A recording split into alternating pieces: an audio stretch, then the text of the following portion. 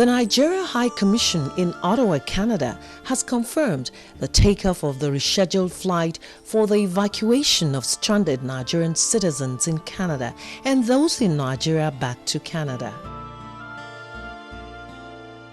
The High Commissioner, Adeyinka Asekun, gives detailed information about the challenges with the initial attempt and the prospects of the current flight, billed to take off from Toronto on the 18th of July. The federal government of Nigeria had given us clear instructions that evacuation should be carried out by Nigerian airlines. And so Air Peace, as you may know, did evacuations for China, for Israel, for India, for South Africa, and a few other nations. We tried to get Air Peace to evacuate our citizens. One thing you need to know is that Canada doesn't have a very large number of Nigerians who are stranded. So countries like the United States, the UK, and the UAE can do up to 3 or 4 evacuations of a full aircraft from those cities, the key cities, to Nigeria, and will do it one way and it will be fine and viable. Canada has about maybe between 150 to 170 nationals who want to go back to Nigeria. To make a chartered flight viable, you need to bring in Nigerian Canadians who want to come back to Canada, because the cost of the chartered flight is fixed. So the more people you have that subscribe to the flight, the lower the cost becomes. Air Peace offered us $1,134. That was the price of an economy ticket. Okay. They also had a business class for $1,700 and first class for $2,000. It was a wonderful offer. It entailed conveying the Nigerians from Calgary and Toronto to Abuja and Lagos.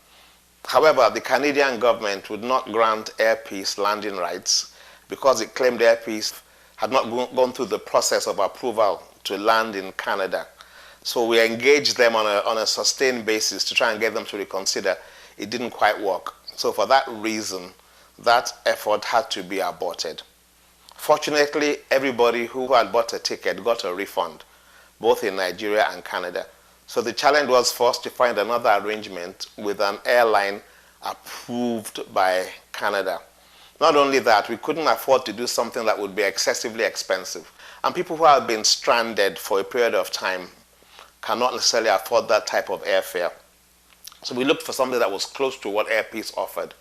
So eventually we've been able to get an arrangement through a consortium of aviation people based in Toronto, using and engaging Euro-Atlantic Airline, an airline based in Lisbon.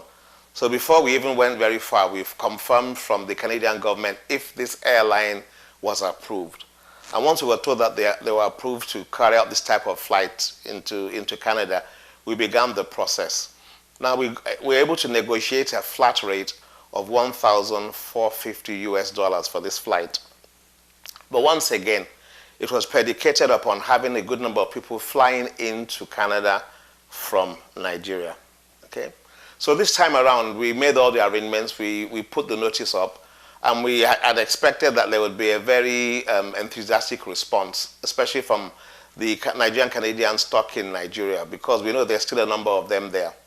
However, I think maybe based upon previous experience and because of the things that people have gone through, people have become a bit skeptical, a bit concerned about the viability of the arrangement. And so the response has not been as enthusiastic as we thought it may be.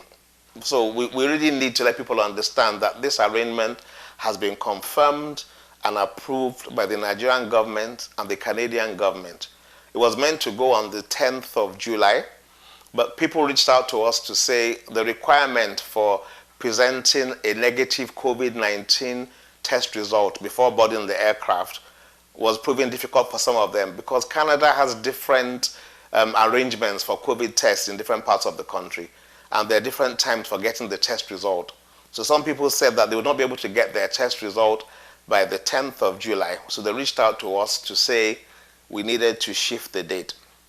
So we've now shifted the date to the 18th, and we're trying to get approval to ensure that anybody whose test results would have been accepted on the 10th of July will still be allowed to board on the 18th. It's on our website, the details are on our website.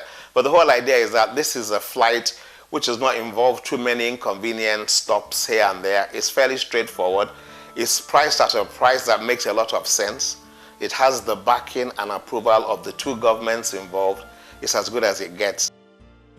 Nigeria's Minister of Foreign Affairs, Geoffrey Onyema, stated in April that the federal government had concluded arrangements with two airlines to evacuate Nigerians stranded abroad on account of the COVID-19 pandemic.